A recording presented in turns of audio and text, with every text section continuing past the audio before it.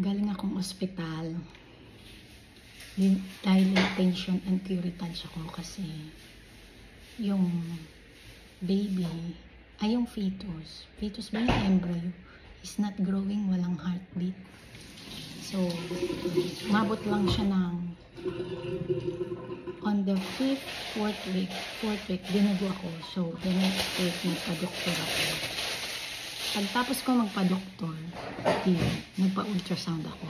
Then, nung nagpa-ultrasound ako, not viable. Tapos, nung sumunod na ultrasound, ay sabi, kailangan ko daw ng further ultrasound pa at saka ng blood test. So, nagpa-blood test, HCG bumababa. Tapos yun, hindi siya nagde-develop. So, walang heartbeat at 7 weeks.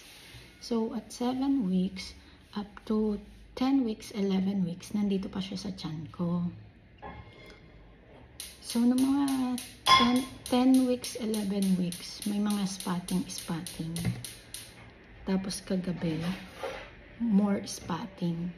Tapos kanina umaga, may schedule na ako ng dilatation and curettage sa hospital. So, nagpunta kami doon mga 6:30. Tapos pagkadating ko doon, kinuha na yung mga details. And then, yun, pumasok na ako doon. Pagpasok, binigyan ako ng yun, parang misoprostol ba yun. Tapos nag-dilate yun. Doon mugo-dugo na. Tapos, yun, dilatation and curettage na ako ng mga 9:30. Tapos natapos din siya agad. So, hindi ko nakita. General anesthesia daw ako. Tapos, ayan, okay na. Ngayon, mga oras na? 1 o'clock na. Magwa-1 na ng tanghali. So, tapos na yung procedure. Okay na. Nabunutan na ako ng tinik. Wala na yung dito, yung embryo. O yung fetus ba yun? Kung ano man yun. Yung mga tissues and cells. So, nakuha na nila.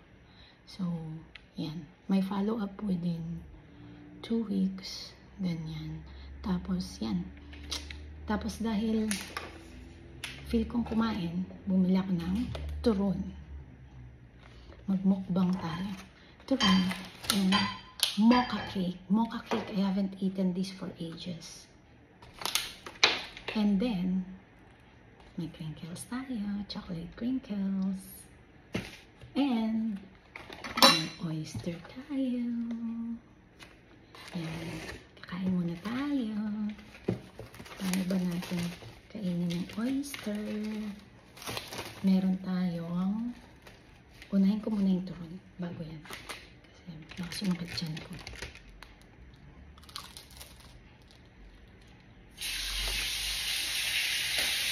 Yan pala.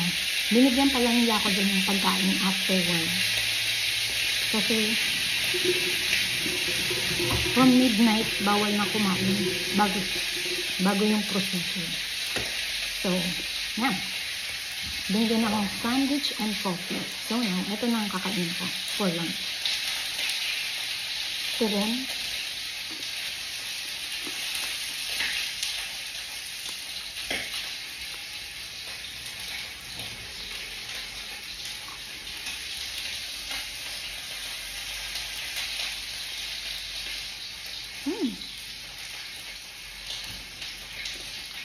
What are you cooking? Steak. Okay. Naasinan mo na to, di ba? Oo. Parang ano na yan, tapa. Kasi inasinan ko for ilang araw na siyang may asin dyan. Hindi yung tapa kasi walang asukal. Lagyan mo.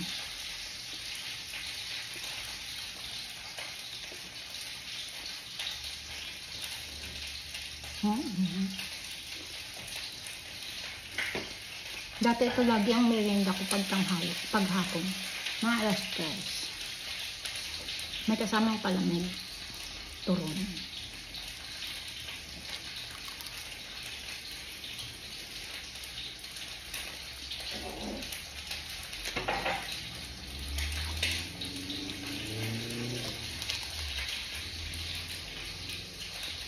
Ba ang harap.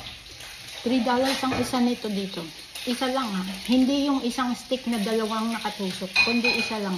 $3 ang isa.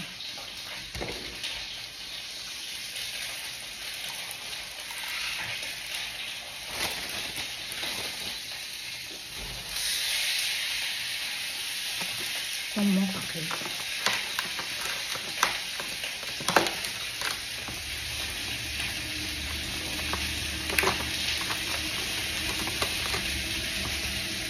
Mocha cake.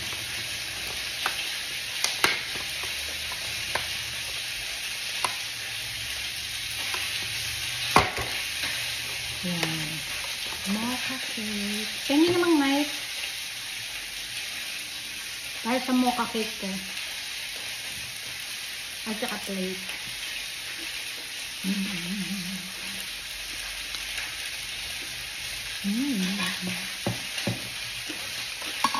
Gusto mo?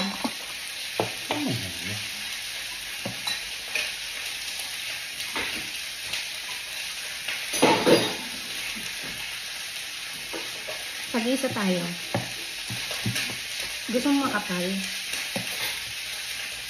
Ayun. Pre-diabetic ako pero ang hilig ko pa rin sa matamis. No?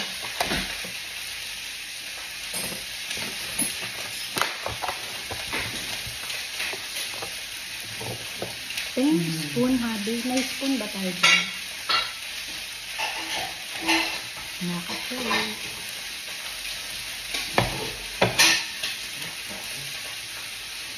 Nakakalik. So, bawal daw ang lifting and do housework or open machineries within 24 hours.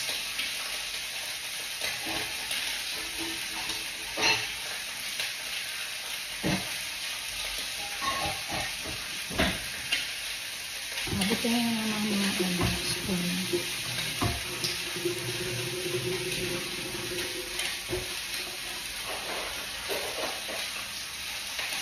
Okay, bakit?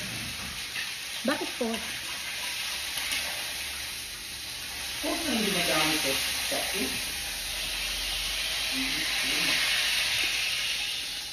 spoon.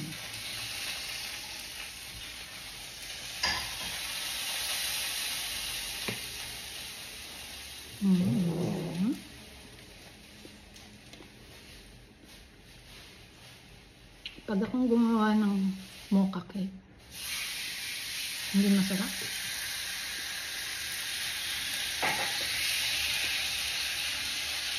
Pero pag binili ko, ang sarap.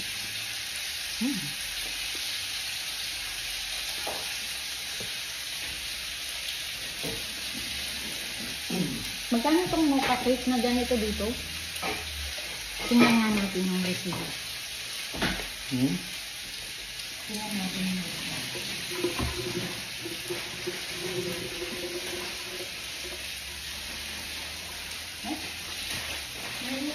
malamang nasa $15 yan.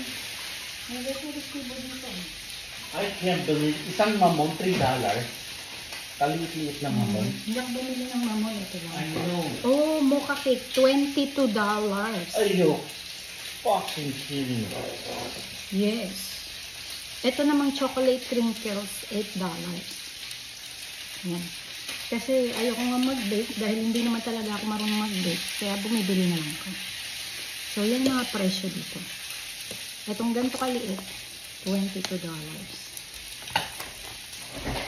Ito, ang isa, $3. Ito, lahat na to, $8. So, yum-yum. Gusto mong kumain ng yum-yum, ng namimiss mong food, yan ang presyo.